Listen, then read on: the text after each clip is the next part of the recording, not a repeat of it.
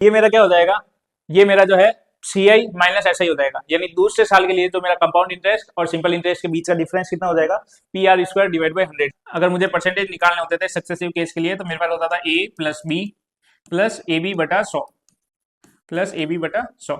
यानी यहाँ से अगर मैं सी आई के परसेंटेज लिखूंगा तो मेरे पास कितना हो जाएगा, सी आई के परसेंटेज ए मेरा कितना हो जाएगा 10, फिर वापस कितना हो जाएगा 10 प्लस 10 गुणा 10 बटा 100। नमस्ते दोस्तों, स्वागत है आपका एक बार फिर से trust age by Jahangir sir में। आज है हमारा मैथ फास्ट ट्रैक सीरीज की अगली क्लास, जिसमें हम लोग देखेंगे कंपाउंड इंटरेस्ट। सिंपल इंटरेस्ट हमने पिछली क्लास में देखा था। सिंपल इंटरेस्ट में क्या था, मैंने कुछ पैसे किसी व्यक्ति से उधार लिए, ठीक है, उस पर मुझे क्या था, कुछ पैसे मुझे उसको वापस लौटाने थे, यानी जितने पैसे लिए उस पर मुझे कुछ पैसों को ऐड करके उस अमाउंट को उसको वापस देना था। लेकिन कंपाउंड इंटरेस्ट में क्या होता है, कंपाउंड इंटरेस्ट में साल दर साल जो है वो ब्याज लगता है। कैसे लगता है, तो जैसे तो मैंने जो प्रिंसिपल लिया वो प्रिंसिपल जो है पहले साल के लिए तो सेम अमाउंट देगा, कितना अमाउंट देगा जितना सिंपल इंटरेस्ट के लिए है। लेकिन दूसरे साल में क्या होगा, दूसरे साल के लिए तो मेरा प्रिंसिपल है वो प्रिंसिपल प्लस सिंपल इंटरेस्ट वो दोनों जुड़ जाएंगे, तो मेरे पास जो है प्रिंसिपल जो है नया दूसरे साल के लिए जो मेरा प्रिंसिपल होगा वो मेरा चेंज हो जाएगा। तो कैसे चेंज होगा वो अब हम लोग इस क्लास में देखना है, ठीक है। तो सिंपल इंटरेस्ट में क्या होता था, 2 साल के लिए अगर मुझे सिंपल इंटरेस्ट निकालना है तो मैं क्या करता था, पीआरटी वाले फॉर्मूले में टी का मान रख देता, आर का मान रख देता और पी का मान रख देता। लेकिन इसमें क्या होगा, इसमें ऐसा है कि पहले साल तो है वो एस आई और सी आई जो है मेरे वो बराबर आएंगे, लेकिन दूसरे साल से क्या होगा, जितना एस आई लगा है उस पर भी क्या लगेगा, ब्याज लगेगा। तो चलिए शुरुआत करते हैं कंपाउंड इंटरेस्ट की, ठीक है। तो कंपाउंड इंटरेस्ट में सबसे पहला टॉपिक है मेरे पास जो फॉर्मूले हैं, उन फॉर्मूलों को क्या करना, रिवाइज करना। अब ये जो ब्याज वाला फॉर्मूला था, ये कौन सा ब्याज है, ये है साधारण ब्याज। साधारण ब्याज इज इक्वल टू था मेरे पास पी आर टी, यानी मूलधन दर और समय डिवाइड बाय 100। तो ये हमने एसआई में पढ़ा था, एसआई बराबर मेरे पास क्या था, P R T divide by 100। और ये मिश्रधन बराबर मूलधन प्लस ब्याज, यानी मिश्रधन मेरा क्या था, अमाउंट, मूलधन मेरा पी प्लस एसआई। तो ये दोनों फॉर्मूले जो है हमने एसआई में पढ़े थे। उसके बाद में मेरे पास अब सीआई के लिए, सीआई के लिए सबसे इंपॉर्टेंट फॉर्मूला है उसके अमाउंट का फॉर्मूला। अमाउंट का फॉर्मूला क्या होता है, अमाउंट का फॉर्मूला होता है ए इज इक्वल टू, मेरे पास क्या हो जाएगा, मूलधन बराबर पी गुणा 1 प्लस रेट कितनी हो जाएगी आर डिवाइड बाई 100, और टाइम का आएगा इनकी पावर पे, ठीक है। बस ये फॉर्मूला याद रखना है। इसमें सबसे इंपॉर्टेंट फॉर्मूला है ये, अमाउंट इज इक्वल टू मूलधन, मिश्रधन इज इक्वल टू मूलधन गुणा 1 प्लस दर बटा 100, और उसकी घात कितनी हो जाएगी मेरे पास, समय के बराबर, ठीक है। अगर ये मेरा जो है ये मेरा अमाउंट है तो मेरा सीआई कितना हो जाएगा, सीआई क्या होता है, मिश्रधन। सीआई क्या होता है, मिश्रधन जो आएगा मेरे पास अमाउंट जो आएगा उसमें से मैं क्या कर दूंगा, मूलधन को माइनस कर दूंगा।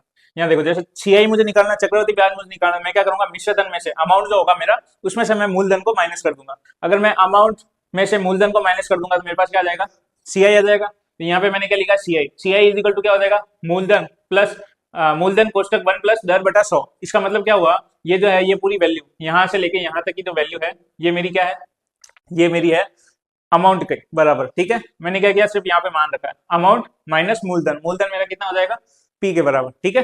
एक ये फॉर्मूला याद रखना है सीआई के लिए, खास तो वो फॉर्मूला है जब अमाउंट याद रहेगा तो मैं क्या कर सकता हूँ, सीआई का फॉर्मूला लिख सकता हूँ। तो खास जो है वो याद करना है अपन को अमाउंट का फॉर्मूला, लेकिन ये तीनों भी क्या हो जाते हैं, इंपॉर्टेंट हो जाते हैं, ठीक है। उसके बाद में अब अगर ये मेरे पास अमाउंट है, अभी मैंने आपसे कहा था कि जो सीआई एसआई जो है वो पहले साल के लिए क्या होते हैं, बराबर होते हैं। तो कैसे होते हैं, तो मैं क्या करूंगा, इस अमाउंट में टाइम रखूंगा, इस अमाउंट में मैं क्या करूंगा, इस टी का जो है टाइम रखूंगा। टी का टाइम पहले साल के लिए कितना हो जाएगा 1, और सेकंड ईयर के लिए कितना हो जाएगा मेरे पास 2। तो सबसे पहले मैं क्या करूंगा, इस टी का मान रखता हूँ 1। अगर मैं फर्स्ट ईयर वाला केस लेता हूँ तो टी का मान मैं कितना रखता हूँ 1। तो यहाँ पर मेरा अमाउंट कितना होगा, यहाँ पर जो मेरा अमाउंट होगा किसके लिए, t is equal to 1 year, यानी t is equal to 1 year के लिए मेरा अमाउंट कितना हो जाएगा, मेरे पास अमाउंट हो जाएगा p गुणा 1 प्लस आर बटा 100, ठीक है। अब t की जगह मैंने क्या लिख दिया, 1 लिख दिया, तो t की जगह 1 लिखूंगा तो 1 की पावर 1 होता है। इसके बाद में मुझे क्या करना है, सीआई निकालना। अब मुझे सीआई निकालना, सीआई मैंने बोला था अभी क्या होता है, सीआई होता है अमाउंट माइनस प्रिंसिपल, ठीक है। अमाउंट मेरा कितना है, ये है, तो अमाउंट की जगह मैं रख देता हूँ ये वैल्यू p 1 प्लस आर बटा 100, और माइनस हो जाएगा मेरा प्रिंसिपल, ठीक है। माइनस क्या हो गया, मेरा प्रिंसिपल। अब इस p को मैं क्या करता हूँ, अंदर की तरफ गुणा करूंगा, तो यहाँ से मेरा सीआई कितना आ जाएगा, यहाँ से मेरा सीआई आ जाएगा p प्लस, इसको मैंने क्या किया, अंदर की तरफ गुणा किया, इसको अंदर की तरफ गुणा किया, उसके बाद में वापस इसको इसके साथ गुणा, तो मेरे पास हो जाएगा पी आर बटा 100 माइनस p, ठीक है। अब इस p से ये p कट जाएगा, एक p प्लस का एक p माइनस का, पीछे क्या बचा मेरे पास, सीआई, सीआई मेरे पास कितना बचा, पी आर बटा 100। अब देखो सी एस आई जो था, एस आई का फॉर्मूला क्या था, पी आर टी बटा 100। अगर मैं पी आर टी बटा 100 में T is equal to 1 year लेता हूँ, ठीक है, एस आई का फॉर्मूला क्या था, एस आई का फॉर्मूला क्या था, एस आई का फॉर्मूला था मेरे पास पी आर टी बटा 100। अब पी आर तो मैं लिखता हूँ, टी की जगह मैं क्या लेता हूँ 1, अगर टी की जगह मैं 1 साल लेता हूँ तो बटा क्या हो जाएगा 100, यानी एस आई जो है मेरा वो किसके बराबर आएगा, पी आर बटा 100। सी आई भी मेरा किसके बराबर आ रहा है, पी आर बटा 100। किस केस के लिए, सिर्फ ओनली फॉर फर्स्ट ईयर के लिए, यानी ये मेरा किसके बराबर हो जाएगा, सिंपल इंटरेस्ट के बराबर। सिर्फ फर्स्ट ईयर के लिए जो मेरा कंपाउंड इंटरेस्ट है वो सिंपल इंटरेस्ट के बराबर होता है, ठीक है। क्यों, क्योंकि जो ब्याज लग रहा है दोनों केस में, जो ब्याज लग रहा है वो मेरा किस पे लग रहा है, प्रिंसिपल पे लग रहा है। लेकिन अगले साल क्या होता है, सीआई का जो ब्याज है, एसआई का ब्याज तो प्रिंसिपल पे ही लगता है, लेकिन सीआई का ब्याज जो है वो एसआई प्लस जो प्रिंसिपल है मेरा उन दोनों पे लगता है, ठीक है। तो पहले साल के लिए तो मेरे पास आ गया C I is equal to P R बटा 100 इज इक्वल टू मेरे पास कितना आ गया, एस आई। दूसरे साल का अगर मैं केस लेता हूं तो मैं क्या करता हूं, इस अमाउंट की मैं टाइम की जगह मैं 2 रखता हूं, 2 साल, ठीक है। टाइम की जगह अगर मैं 2 साल रखूंगा तो मेरा अमाउंट कितना हो जाएगा, अमाउंट मेरा हो जाएगा पी 1 प्लस आर बटा 100 और इसका हो जाएगा मेरे पास 2, ठीक है। ये मेरे पास क्या हो गया, अमाउंट हो गया। अब मुझे क्या करना है, सीआई निकालना है वापस, तो सीआई बराबर मेरे पास क्या होता है, अमाउंट माइनस प्रिंसिपल। तो अमाउंट मेरे पास ये हो गया पी 1 प्लस आर बटा 100 इसका स्क्वायर, और माइनस क्या कर दूंगा मैं, मूलधन जो मेरा पी को मैं प्रिंसिपल को जो है माइनस कर दूंगा। तो यहाँ से मेरे पास सीआई कितना आ जाएगा, यहाँ से सीआई आ जाएगा, मैं क्या करूंगा इसको खोलूंगा। तो ये किसका फॉर्मूला हो गया, ए प्लस बी का होल स्क्वायर। तो यहाँ पर पी ए प्लस बी का होल स्क्वायर यानी ए स्क्वायर प्लस 2ab यानी 2r बटा 100 प्लस मेरे पास कितना हो जाएगा, 2ab हो गया, उसके बाद में बी स्क्वायर यानी r का स्क्वायर डिवाइड बाई 100 का स्क्वायर। ये कोष्टक खुल गया माइनस पी। अब मैं क्या करूंगा, इस पी को अंदर की तरफ गुणा कर दूंगा, इस पी को अंदर की तरफ गुणा करूंगा तो मेरे पास सीआई कितना आ जाएगा, सीआई आ जाएगा पी प्लस 2pr बटा 100 प्लस पी आर स्क्वायर बटा 100 स्क्वायर और माइनस क्या हो जाएगा पी। अब जो है ये पी जो है इस पी से कैंसिल आउट हो जाएगा, एक प्लस का है एक माइनस का है, तो लास्ट में मेरे पास सीआई कितना आया, लास्ट में मेरे पास सीआई आया 2 साल के लिए, कितने साल के लिए, 2 साल के लिए, 2pr बटा 100 प्लस पी आर स्क्वायर बटा 100 का स्क्वायर।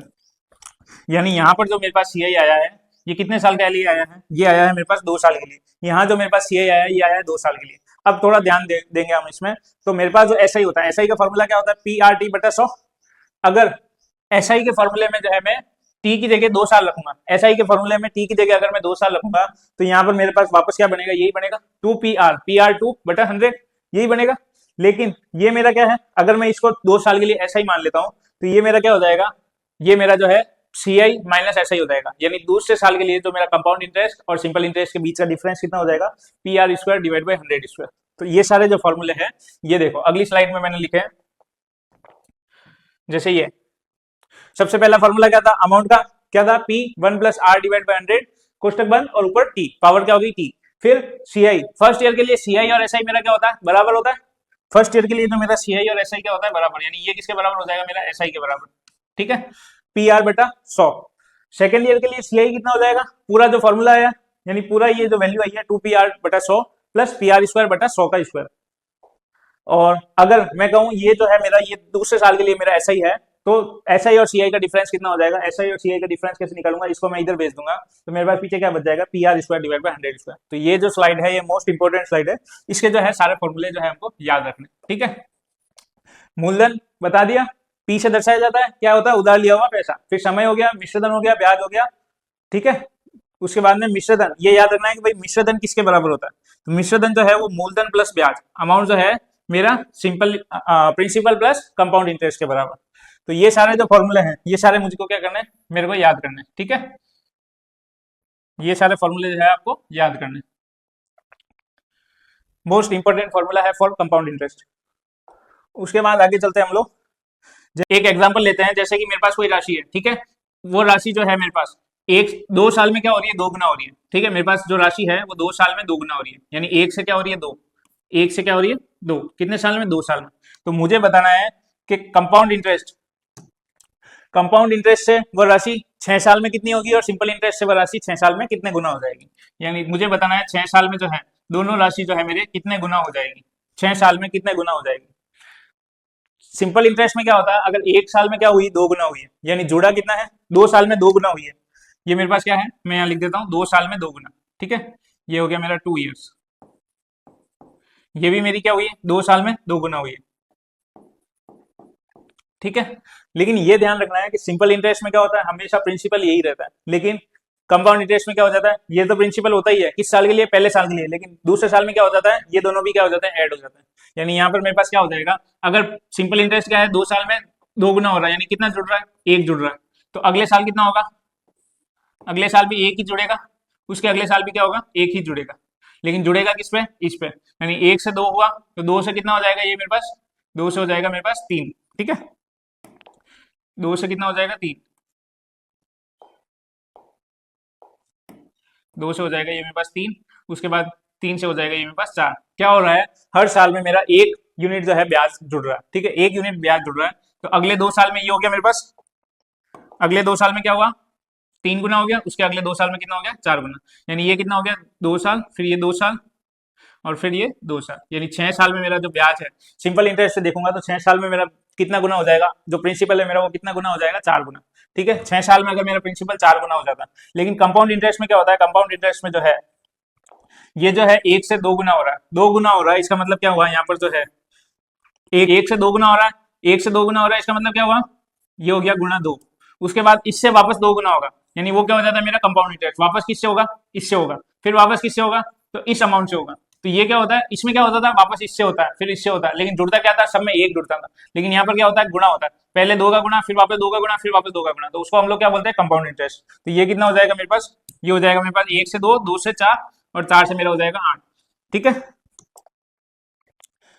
4 से मेरा कितना हो गया, 8, यानी सिंपल इंटरेस्ट जो है वो 1 साल 2 साल में अगर दुगना होता है तो 6 साल में कितना गुना हो जाएगा, 4 गुना। अगर कंपाउंड इंटरेस्ट में लेता हूं, 2 साल में अगर 2 गुना होता है तो 6 साल में कितना गुना हो जाएगा मेरे पास, 8 गुना, ठीक है।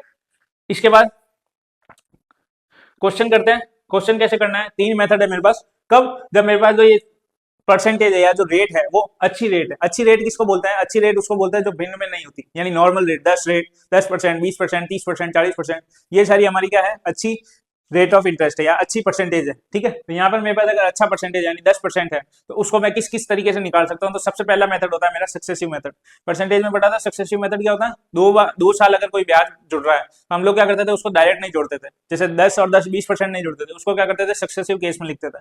तो सक्सेसिव केस का फॉर्मूला क्या था, 10% की दर से है, यानी पहले साल में कितना 10, फिर अगले साल भी 10, तो यहाँ पर मेरा सक्सेसिव केस के लिए कितना हो जाएगा मेरे पास,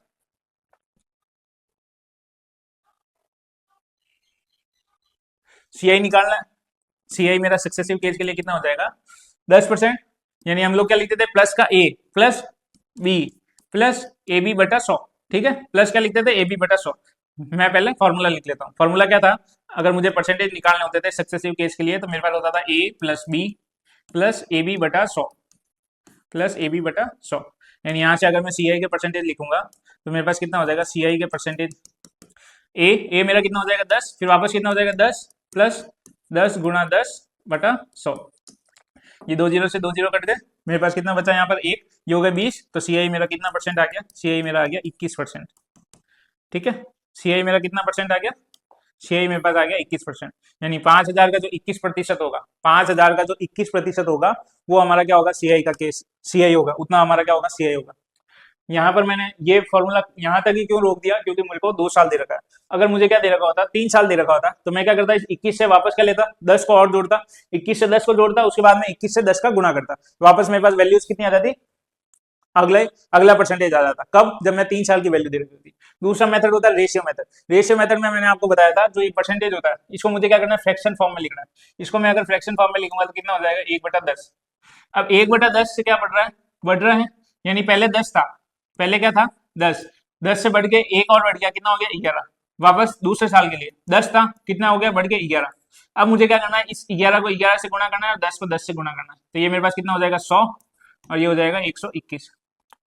मुझे क्या बताना है, सीआई कितना होगा, तो सीआई कितना होगा, तो दोनों का डिफरेंस कितना हो गया 21 बटा किस पे, मूलधन पे, यानी 100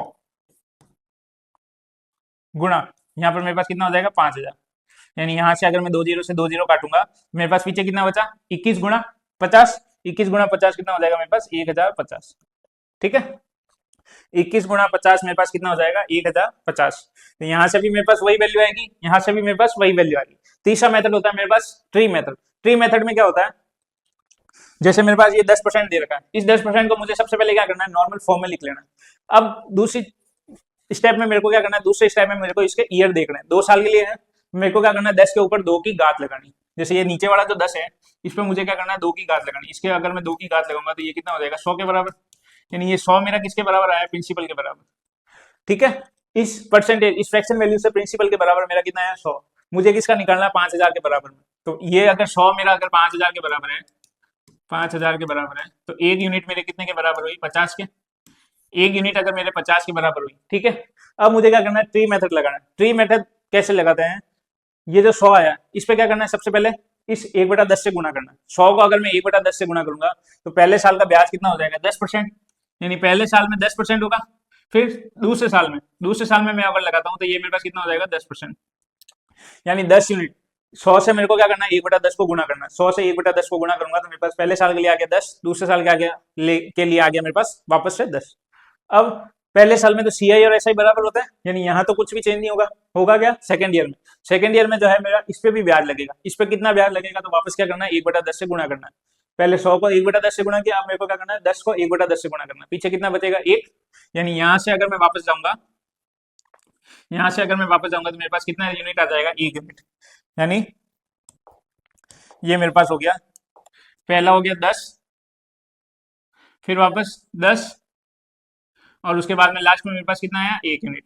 ठीक है, 10 यूनिट, 10 यूनिट और 1 यूनिट, टोटल यूनिट कितनी हो गई, 21 यूनिट। 1 यूनिट अगर मेरे 50 के बराबर है तो 21 यूनिट कितने के बराबर हो जाएगी। सबसे पहले क्या करना है, प्रिंसिपल को जितने ईयर्स दे रखे उसमें स्क्वायर कर लेना है, उसको उसके बराबर रखना है अमाउंट जो प्रिंसिपल दे रखा है क्वेश्चन में। उसके बाद क्या करना है, पहले साल का 10%, फिर दूसरे साल का 10%। उसके बाद में पहले साल पर जो अमाउंट जो प्रिंसिपल था उस पर भी वापस क्या लगेगा, ब्याज लगेगा। तो ये टोटल मेरा कितना हो जाएगा, ये टोटल मेरे पास हो जाएगा 21%। ये टोटल मेरे पास कितना हो जाएगा, 21 यूनिट। अब 21 यूनिट गुणा 50 मेरे पास वापस कितना आ जाएगा, 1050। 21 यूनिट गुणा 50 मेरे पास वापस कितना आ जाएगा, 1050। ठीक है, अमाउंट जो प्रिंसिपल है उसको मेरे को इस प्रिंसिपल के बराबर रखना है, तो मेरे पास क्या आ जाएगी, इसकी यूनिट आ जाएगी। यानी अगर मुझे पूछता है एसआई और सीआई का डिफरेंस कितना है, तो एसआई तो मेरा पहले साल भी 10 है, दूसरे साल भी क्या है, 10 है, लेकिन जो डिफरेंस है वो कितना हो जाएगा, 1 यूनिट का। ठीक है, डिफरेंस कितना हो जाएगा मेरे पास, 1 यूनिट का। उसके बाद में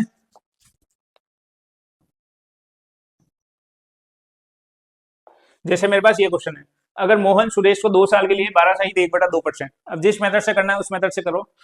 ये है मेरे पास 12 सहित 1/2, इसको मैं अगर नॉर्मल फ्रैक्शन में लिखूंगा तो मेरे पास कितना हो जाएगा, क्या बताया था, गुणा करना है 24, 25/2। अब 25/2 को मेरे को क्या करना है, 1/100 से गुणा करना है। 25/2 को 1/100 से गुणा करूंगा तो मेरे पास फ्रैक्शन वैल्यू कितनी आ जाएगी, 1/8। ठीक है, 1/8 आ गई। कुछ पैसे उधार देता है तो साधारण ब्याज और चक्रवृद्धि ब्याज के बीच प्रतिशत में अंतर कितना होगा। अब 1/8 है, कितने साल के लिए, 2 साल के लिए। 8 का स्क्वायर कितना हुआ, 64। यानी मेरा प्रिंसिपल किसके बराबर हुआ, 64 के बराबर। उसके बाद में फिर क्या बताया था, ट्री मेथड में क्या करना था, 64 में 64 को 1/8 से गुणा करना है। मेरे पास कितना आएगा, 8। यानी पहली वैल्यू मेरे पास आ गई 8। ठीक है, प्लस दूसरे साल के लिए भी मेरे पास वापस कितनी आएगी, 8। अब दूसरे साल में क्या होगा, जो पहले साल का जो प्रिंसिपल है उस पर भी वापस क्या लगेगा, ब्याज लगेगा। इस पे अगर मैं वापस ब्याज लगाऊंगा तो मेरे पास कितना हो जाएगा, 1 के बराबर। ठीक है, क्यों, 8 से 8 को मुझे क्या करना है, वापस 1/8 से गुणा करना है। 8 को मैं 1/8 से गुणा करूंगा, वापस मेरे पास कितना आ जाएगा, 1 यूनिट। ठीक है, 1 यूनिट आ जाएगा। तो ये जो है यहाँ पर मेरे पास टोटल ब्याज कितना हो जाएगा, ये मेरे पास हो गया 8 यूनिट, ये हो गया 8 यूनिट, और ये हो गया 1 यूनिट।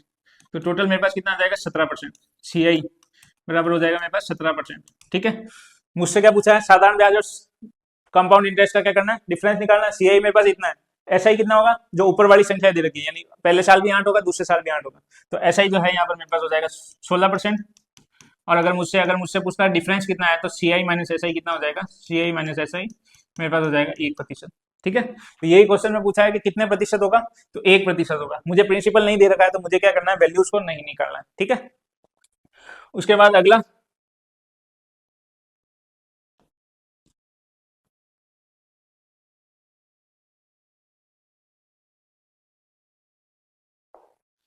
जैसे मेरे पास ये दे रखा है, अगर कोई व्यक्ति किसी दूसरे व्यक्ति को 2 साल के लिए इतने ब्याज दर पर 9,000 रुपए उधार देता है। ठीक है, एक व्यक्ति किसी दूसरे व्यक्ति को 2 साल पर, टाइम मेरे पास दे रखा है 2 साल, रेट मेरे पास दे रखी है 6 सही 2/3%, 9,000 रुपए उधार देता है। तो चक्रवर्ती ब्याज ज्ञात करना। अब चक्रवर्ती ब्याज ज्ञात करते थे, सबसे पहले क्या करना है, इसको फ्रैक्शन फॉर्म में लिखना है। ये कितना हो जाएगा, 6 × 18, ऊपर हो जाएगा 20, और 20/3 गुणा 100 करूंगा तो मेरे पास, यानी नॉर्मल तो मेरे पास ये आ जाएगा 20/3%।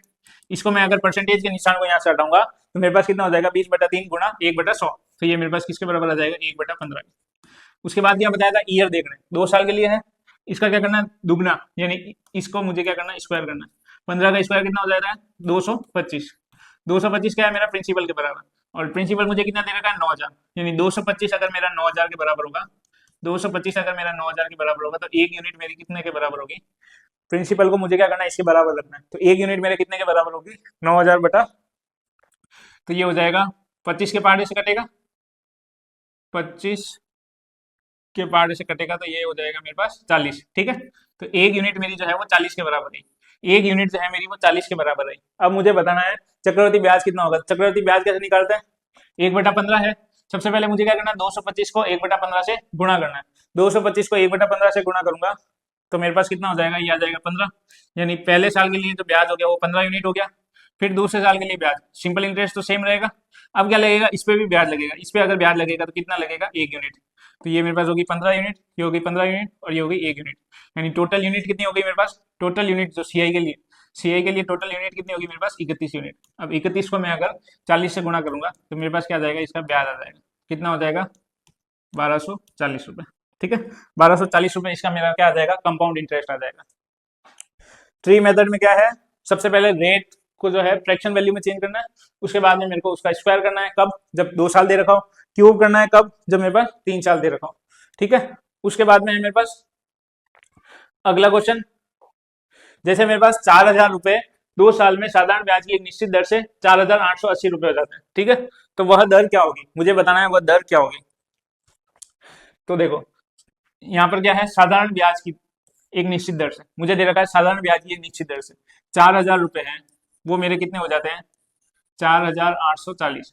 तो इनका डिफरेंस कितना आया, डिफरेंस आया मेरे पास 840 रुपए। ठीक है, डिफरेंस आया 840 रुपए।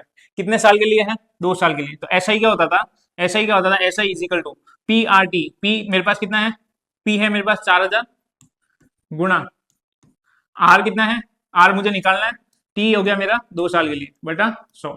यहाँ से मेरे को क्या करना है, आर निकालना है। मैं क्या करता हूँ, ये 2 जीरो से ये 2 जीरो काट देता हूँ। ठीक है, उसके बाद ये कितना बचा 80।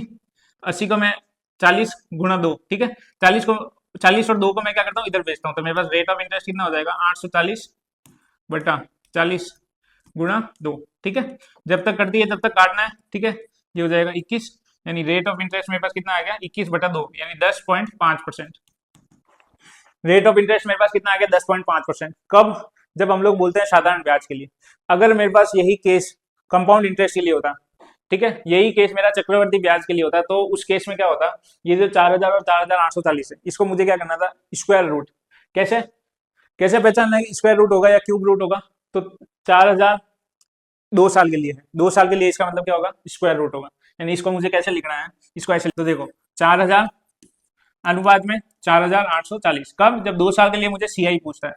1 जीरो से 1 जीरो कट जाएगा अनुपात में। अब इसका क्या करना है, मेरे को स्क्वायर रूट करना है। अब इसका अगर मैं स्क्वायर रूट करूंगा तो मेरे पास कितना हो जाएगा, 400 का स्क्वायर रूट कितना होता है 20, 484 का कितना होता है 22।